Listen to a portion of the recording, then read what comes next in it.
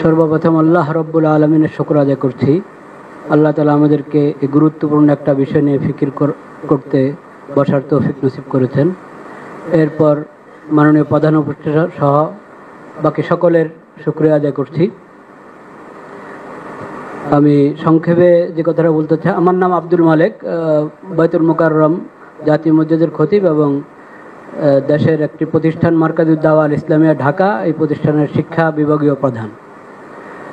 যে কথাটি আমি বলতে চাচ্ছি সেটা হলো, সম্প্রীতি যদি আমরা চাই, আছে আলহামদুলিল্লাহ, এটাকে যদি বাকি রাখতে চাই তাহলে সম্প্রীতি যারা নষ্ট করে সে বিষয়ে আমাদেরকে নমনীয়তার সাথে অনমনীয় ব্যবস্থা গ্রহণ করতে হবে। এখন যে সংখ্যালঘুর কথা আমরা বারবার বলছি না, ইসলামের শিক্ষা কি? ইসলাম বলে, আবু বকর রাদিয়াল্লাহু তাআলা আনহু প্রথম খলিফা নবী করিম সাল্লাল্লাহু আলাইহি ওয়াসাল্লামের, উনি বলেছিলেন, তোমাদের মাঝে যে সবচেয়ে বেশি শক্তিশালী সে আমার কাছে দুর্বল যদি সে জালেম হয়, আর যে সবচেয়ে দুর্বল সে আমার কাছে সবচেয়ে বেশি শক্তিশালী যদি সে মজলুম হয়। এটা হলো বিষয়। জালিম এবং মজলুম, মজলুম যেই হোক তার পক্ষে আমাকে থাকতে হবে, আর জালিম সে যত বড় হোক, যত সংখ্যাগরিষ্ঠ যা তার থাকুক, তাকে জুলুম থেকে বিরত রাখা এটা দায়িত্ব।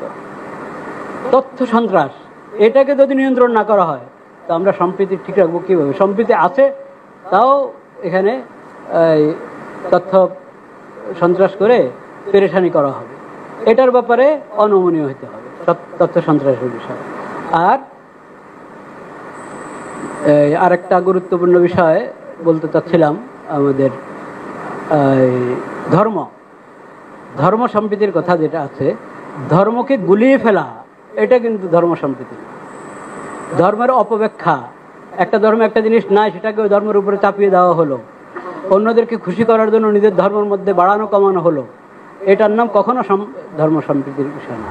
প্রত্যেক জিনিসকে স্ব জায়গায় রাখতে হবে, এবং স্ব জায়গায় রাখলেই যথাযথ ফায়দা আমরা পাবো। আল্লাহ তাআলা আমাদেরকে তৌফিক দান করেন। ওয়া আখিরু দাওয়ানা আলহামদুলিল্লাহ।